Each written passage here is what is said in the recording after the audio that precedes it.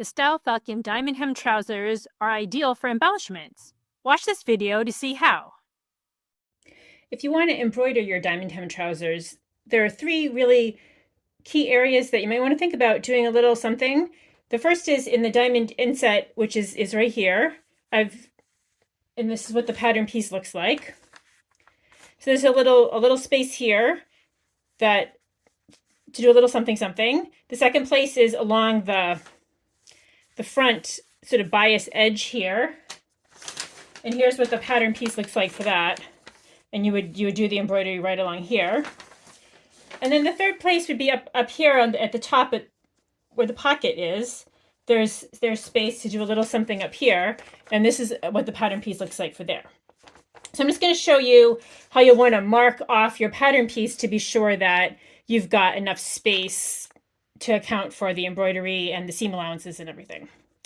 So here's the diamond hem inset piece, pattern piece, and of course the larger the size is, the more space you're going to have to embroider. For these, you'll end up with a finished size of this little area right here. But this is the whole pattern piece, and if you want to know which side goes where, the grain line is going to be parallel to the side of the pant, so like this, and then it would be like this on the other side, just so you know how that lines up. And when you put these together, you'll understand. But that's how it works. So if you want to figure out what kind of area you have to work with, what I suggest you do is, I'm just going to push these out of the way. I flip the pattern piece over, and then I would just take, say, a marking tool, and I would draw off. You've got your seam allowance is 5/8 of an inch. So that's this much, and that's 1.5 centimeters. And then I would add an extra 1/8 of an inch or so just to be sure that you have a little bit of a border around it. You don't want the embroidery to be right up against the seam allowance. So that's 3/4 of an inch, or almost 2 centimeters or so. And I would just draw all the way around. I would just draw that in. I'm just doing it on the wrong side so you can see it a little better. But it's probably a good idea to do it that way anyway. And then I would also, you can see through the pattern piece, I would just draw the grain line on just to be sure that you remember which side is which. So I'm just going to do 3/4 of an inch. I'm going to do it all the way around.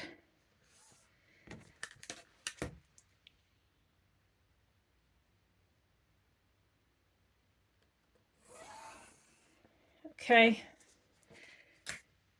And that'll show you how much space you have to play with for the embroidery area. So this is the embroidery area. Again, this is a different size than in the sample that's made here, but the larger size, the more space you have to play with. And then what I would do is, just so that you can maintain your pattern piece, of course, is I would just fold it along those lines that you drew, so that you can get your your template for tracing your working area, as it were, onto your pattern, your fabric that you're going to put through the embroidery machine. This is going to be approximately your working area. Okay, again, here's our pattern piece, and I have it marked off with the area to work on, and then from here I'll transfer these markings onto the piece we're going to put through the embroidery machine. If you're going to embellish these pieces, you definitely want to cut them out after the pattern piece itself out after you've embellished. So you can see that I've got a larger piece of fabric here. Here's the grain, and here's the grain line for the pattern piece.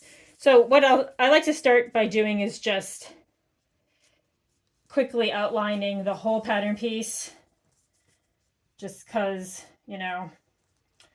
just to make sure that I've got everything that's going to fit on there, just quickly. So here's my whole pattern piece. Then from there, I'm going to fold it on the lines that I marked earlier, like so. So end up with something like that. And that's going to give you the the space for the actual piece itself. And again, I'll just mark that quickly. You don't have to be super precise about it. It's just to give you an idea of where you're going with this. And up at the top, of course, it's going to get a little wonky, but we're not going to embroider right up there at the top. It's just in general. So we know that this is our area to work with. I like to sometimes just mark the work area with a little X just to be sure. And sometimes unobtrusively somewhere, if it's not really super apparent, I like to just mark where the green line is going to be. So here's our piece again. Here's our working area. And now that it's been transferred onto the pattern piece, here's our hoop. So you can see that that's how it's going to fit into the hoop, or you can maybe put it on like that. However, your hoop configuration works for your machine. And then, of course, you're going to want to use some kind of a stabilizer for this, because this is a knit. You'll want to use some kind of a stabilizer that's going to help out with the knit and give it some stability and strength. This happens to be a cutaway stabilizer, not a tearaway stabilizer. This happens to be what the manufacturer for my machine recommends. Yours may differ, of course. So you know, at this point, I think if you've done some machine embroidery, you know you make a sandwich like this. You've got your fabric, you've got your stabilizer, you've got your larger pattern piece, you've got the area, your working area. You'll put it through your hoop, and then you'll put your motif here or wherever you want, and you'll be ready to go. I'm all hooped up and ready to go here. Here's my stabilizer. Here's my area that I showed you that I traced out. And because this is a knit, just make sure it's pretty nice and tight in there. You'll definitely want that for success with the embroidery. So let's go over to the machine. Here's our design. I've got a little diamond because, you know, why not? Let's give it a try and see what happens.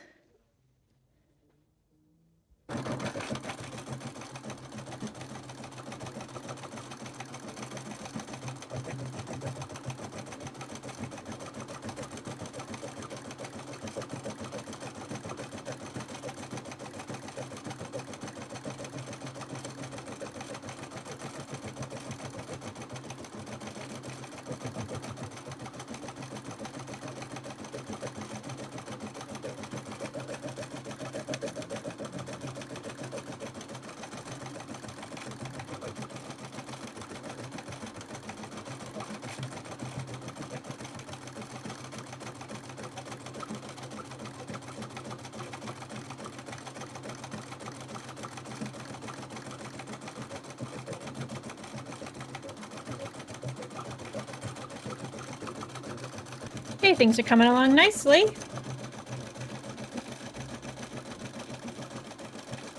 Really starting to look like a diamond. Here's the last little bit.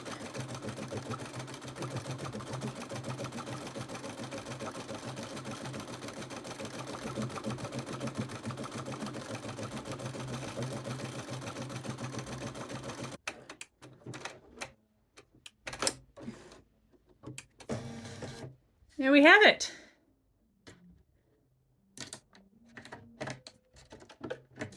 Let's take it out of here. Here's a little diamond. I think that looks pretty cool. Perfect for the diamond hem trousers. Now let's go see what it will look like if we try it on a pant leg. If you want to embroider this area along the hem, this sort of bias area, there's some space to play with here. This sample happens to have a double row of top stitching, but you don't really need the second row. It is optional. So you can do something right along here if you like. It's a little trickier because you do have to work with the whole pant leg. You can't just put, like with the inset, you just have this little bit that you put in, but you can't do that, of course. You have to put in the whole pant leg. So I'm going to show you how to do this. For starters, you're going to lay your pant leg out on your table, on your fabric, and unlike normally, you'd be sure to try to economize with fabric, of course, and try to lay it out so that it's not, you're getting up to the edge, you know, you're getting every little bit of fabric you can, but of course you're going to need to have a little overlap for your hoop.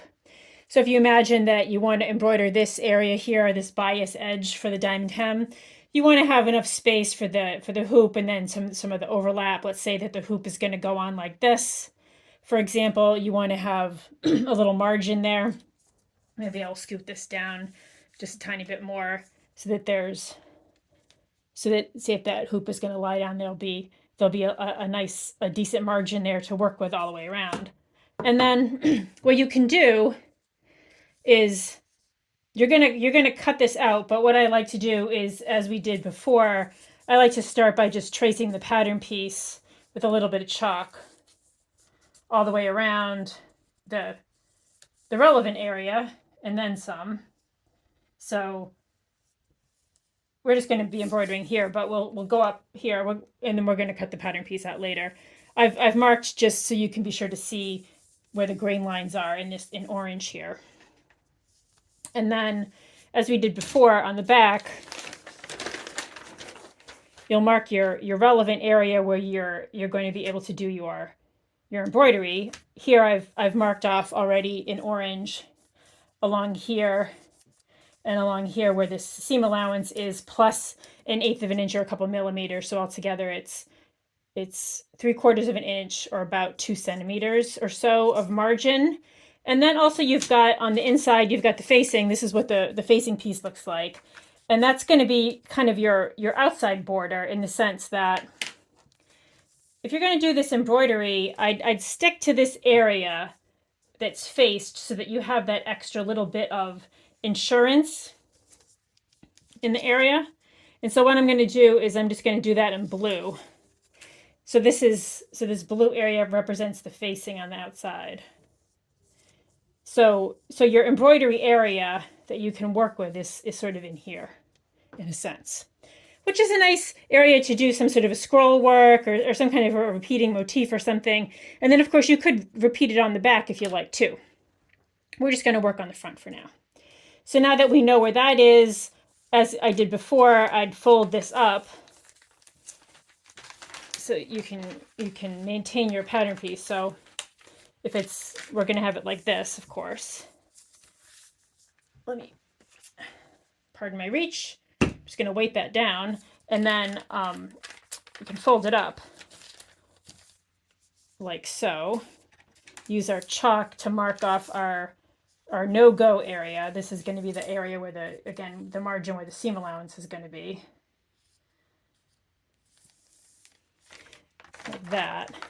And then if you wanted, you could mark off again, I did it in blue on the back, but I'll just do it here and chalk sort of the outside border where the facing is. You don't have to be super precise. This is just a guidepost. You don't want to embroider right up to the edge, right? You want to give yourself some space. But just to give you an idea of here's where the facing is going to lie. So this area in here is where you will do your embroidery. And you can, if you want, you can kind of mark it discreetly on the edge with a little X if you just want to make double sure that you've got that right. And then you've got again, take your hoop and you can kind of see how that's going to lie in there. And then what I would do is I'd cut your pattern piece out, but cut it out with a margin. So down here I've left a margin. Here's the selvage and whatever, which we aren't going to use anyway. But then to cut sort of the pattern piece out, I would just give it an extra little bit. Like here's where the actual pattern piece is, right? Because we drew that chalk, but I'd give it an extra 1.5 inches, couple, maybe 3 centimeters or so, just for insurance purposes, so that you can get it to sit in the hoop nicely. So now I'm going to get this all set up in the hoop, and I'm going to, like I did before, make sure that it's pretty tight. And I'm also going to use some stabilizer so that it's going to hopefully get a good result when we go to embroider it, and I'll take it over to the machine. Oh, so one other thing I wanted to mention. So I did this margin along here, but then after you've gone past your embroidery point, you can feel free to cut the rest of the pattern piece out as normal. You don't feel like you have to, waste fabric, have that margin the whole way up, unless you were going to do a bunch of embroidery, but really you want to just stick to this sort of general area. So here, for example, is the side of the leg, and I'll just cut that and just leave the margin really in the affected area for the embroidery machine. So I'm going to go ahead and cut this out, and we'll bring it over. I'll get in the hoop, and I'll bring it over to the machine. And here I've got it in the hoop. Again, it's pretty taut. It's not so tight that it's going to distort it. This is a stretch fabric, so you have to be careful with that. And then here's the area, and then you can see the rest of the pant leg is just cut out like a normal pant leg at this point. But this is the part, of course, that we're going to embroider. So let's bring it over to the machine. Okay, I've got everything all set. I've got this, my fabric and everything's in the hoop, and I've got this feather motif that I'm going to embroider, which is approved by Mabel, the Style Falcon mascot. So here we go.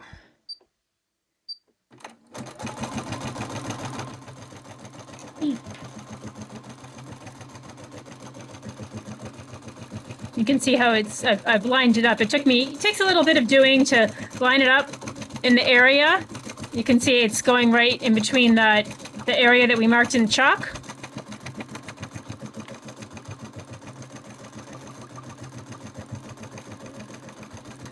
I'm going to let it do its thing, and we'll check back in a few minutes.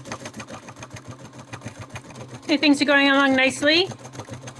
I would just monitor this. You've got the rest of your pant leg, of course, over here to the, you've got your rest of your pant leg, of course, over here to the side, just to make sure that nothing gets bound up or some piece of fabric goes where you don't want it while this is happening. So I would just, I wouldn't, you know, leave it unattended, I guess is what I'm saying. But everything's going smoothly, so we're just going to let it do its thing. Okay, here's how it's looking so far. Pretty nice. Now I've got a little color change. I'm going to pop that in, and we're going to finish this first little bit up. Here we are on to the second color. Everything is looking good. And there it goes. We're just going to let this finish up, and then I will show you the final results. And again, just monitor it, make sure that the pant leg, the rest of the pant leg doesn't somehow get sucked into the machine when it's moving around, and you should be good to go.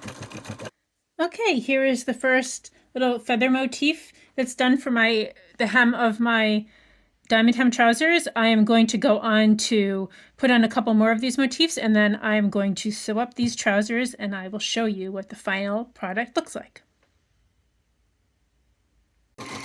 Just quickly, here's a view of what the second leg looks like. You can see that the pant fabric is to the right instead of to the left this time, but same process applies, and we are almost done with it. And here are the completed embroidered trousers. Here's the motif we put on. I did a symmetrical look. You could obviously have done a little, I could have done a little here, and I also could have done a little on the back. You could use this part too if you wanted to make it wrap all the way around. I think it's a pretty cool look, and of course here's the rest of the trouser, complete with these cool pockets and all the other things that we enjoy about these pants. I hope you give them a try. If you do some embroidery, please let me know. I'd love to see it. This is Diane from Style Falcon. Thanks so much for watching.